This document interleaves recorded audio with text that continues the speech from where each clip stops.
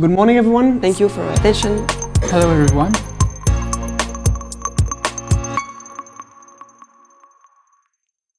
Well, usually when we speak about air quality, we speak about the air that's on the other side of the window. But today with you, I want to address the air that we are already all currently breathing, which is indoor air. And to set the scene, I will show you an example from schools in Barcelona. What they did in the study is that they measured the air inside the classrooms and outside the classrooms concurrently. And basically what we will see is that if it's above the red line, it means that it is more concentrated indoor. And if it's below the red line, it means that it's more concentrated outdoor. And what we see, well, first, for the typically outdoor air pollutant, it's as concentrated inside and outside, which means that we are not protected by walls and windows. And secondly, what we can see is that there are specifically indoor pollutants that are adding up to the overall pollution. So, if I didn't convince you already, here are some facts. The total air pollution burden is very heavy within the EU. And more specifically on indoor air, we spend on average 90% of our time indoor, and the indoor air is often 2 to 5 times more polluted than the outdoor air.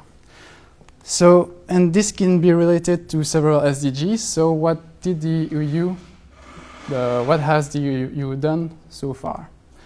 Well, it's been quite a while that the EU has very well understood the link between the environment and health.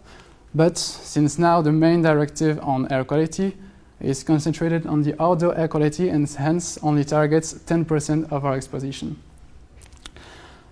So what do we do if we want to address the question of indoor air quality?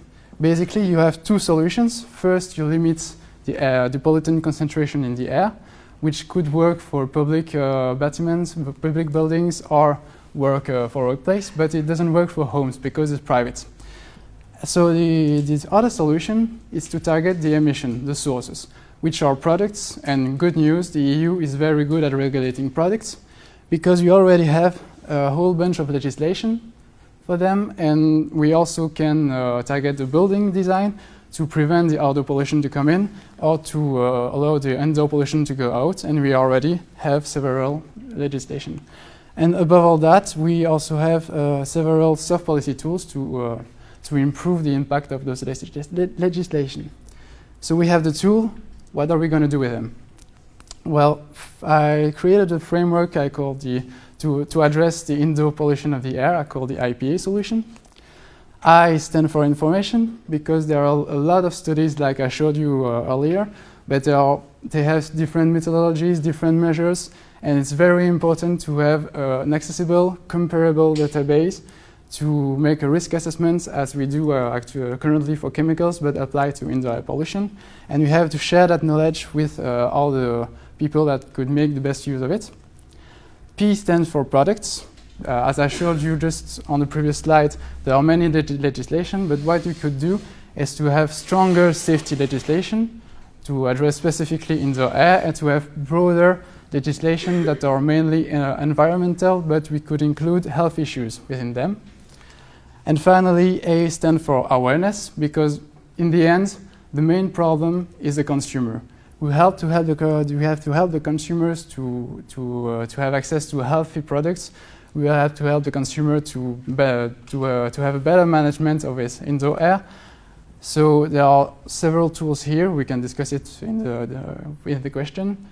But basically, what would be a good idea if we want to be ambitious is to have a kind of umbrella directive that would address the total air pollution, because if you want to address the outdoor air, you have to address also the indoor air and the other way around, because they are the two faces of the main coin, of the same coin.